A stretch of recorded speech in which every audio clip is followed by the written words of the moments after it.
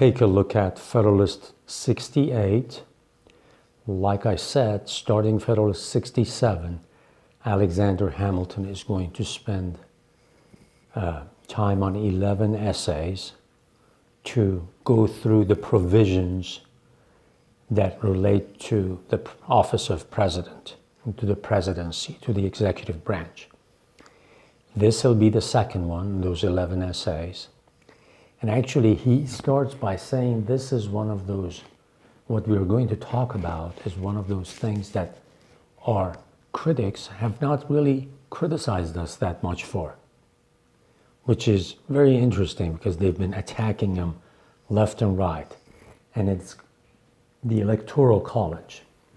I'm sure you've heard of it, you're familiar with it because of the elections in the year 2000, in the year 2016. You saw that the candidates who got the majority of the popular vote did not win the election. And this is very interesting as you go through all the Federalist Papers and then focus and read a little bit, or at least listen to some of the lectures by these great scholars, you'll find out that during the founding of America, and they'll repeat this in these in the Federalists over and over, they want an energetic government. That's why they created this union. They said the old Constitution was not good because we couldn't get anything done. We had to wait for all the 13 states to agree on something and do something, and that never happened. So they wanted an energetic government. They wanted a representative system. Like in Federalist 37, Madison says, we want to balance energy, stability. Stability is extremely important for them. What does that mean? They don't want chaos. They don't want what they call mob rule. They don't want every average American. They don't say it this way, but they are not really wanting everybody to meddle too much in politics. Everybody that's not enlightened, everybody that's not informed. That's why Madison talks about refining. He uses the word refining and filtering. In other words, those people who are not very knowledgeable better give the business in the hands of people that are. Elect the virtuous people amongst you. So they wanted energy, stability, and then on the other side, representative government and liberty. So in this paper, he says, for us to come up with a system of electing the president, okay, we want it to be in a way that your average person really, who doesn't know much, who's not informed, doesn't come and directly elect the president. So that's one of the reasons they did this. And the next reason is the issue of slavery. So they had to kind of balance that. They wanted the southern states who had a lot of enslaved people, they wanted the number of their enslaved people to be counted towards the number of electoral votes they got. It's sad, unfortunate, but that's the reality of it. So I don't want to tell you too much about that, because once you go through all the papers and, like I said, you watch a few of those lectures, it'll gradually come to you. And don't forget, reading is extremely important. Once you get comfortable with going through the Federalist Papers, at least hearing it for the first time, then I'm sure you can sit down and read some of these books that I've introduced to you and just increase your knowledge.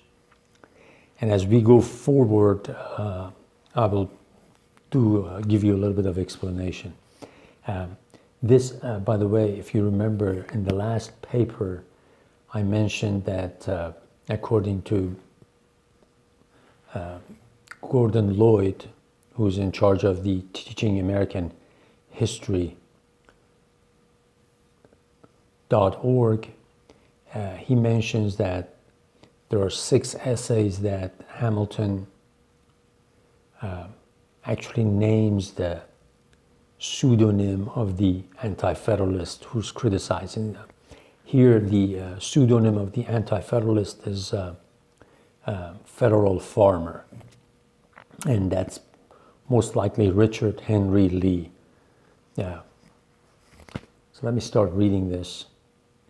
The mode of appointment of the Chief Magistrate of the United States is almost the only part of the system of any consequence which has escaped without severe censure or which has received the slightest mark of approbation from its opponents. Like I said, he says this is the only part that they haven't criticized us too much for. The most plausible of these, who has appeared in print, he's talking about Anti-Federalists writing in the papers, has even deigned to admit that the election of the president is pretty well guarded. He's talking about the Federal Farmer, Richard Henry Lee, who's published in the newspapers of the day an essay that's actually saying that this part we like. I venture somewhat further and hesitate not to affirm that if the manner of it be not perfect, it is at least excellent. It unites in an eminent degree all the advantages the union of which was to be desired. It was desirable that the sense of the people should operate in the choice of the person to whom so important a trust was to be confided. This end will be answered by committing the right of making it not only not to any pre-established body, but to men chosen by the people for the special purpose and at the particular juncture. When he says not a pre-established body, in other words, whoever was going to run for office, or even foreign governments don't know who these people are, so that they'll try to corrupt and influence them. So he says that's one of the things we've done to keep everything good, and where our system won't be corrupted.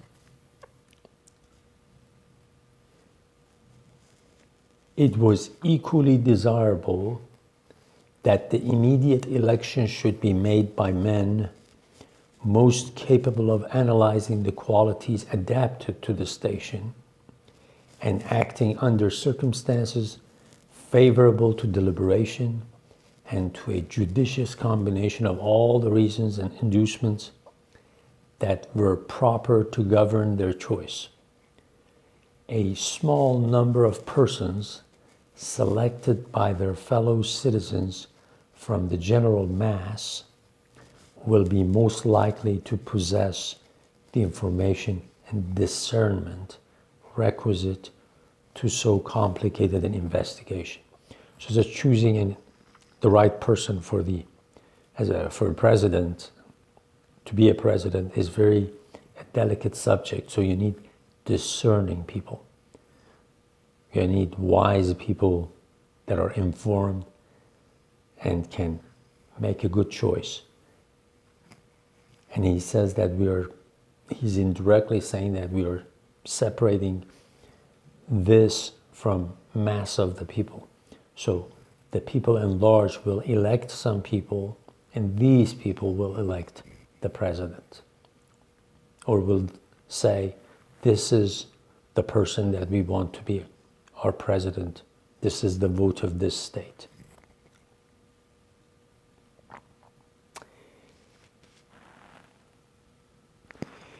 It was also peculiarly desirable to afford as little opportunity as possible to tumult and disorder. Remember I said the word stability? That's what he's talking about. He says, we don't want mob rule. He doesn't say it this way, but that's what he means. This evil was not least to be dreaded in the election of the magistrate, who was to have so important an agency in the administration of the government, as the President of the United States. But the precautions which have been so happily concerted in the system under consideration promise an effectual security against this mischief. The choice of several to form an intermediate body of electors will be much less apt to convulse the community with any extraordinary or violent movements than the choice of one who was himself to be the final object of the public wishes.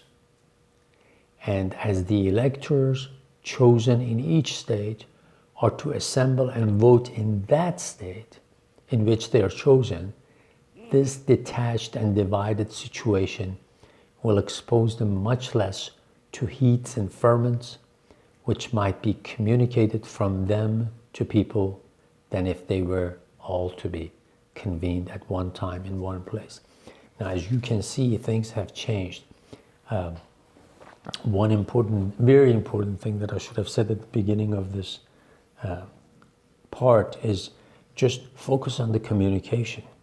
Focus on how things have changed. Back then, it was really hard to go from one state to another, to even from one part of a state to the other part of that same state. So he's talking about by allowing these electoral members of the Electoral College to meet in their states, convene and talk about their choice. Keep it separate from other states. Other states won't know about it till the day, or till approximately the day that the election is going to be officially announced. But take a look at what's happened now. Constantly we are in communication. Everybody can find out within a few seconds what's happened in the other states, their elections.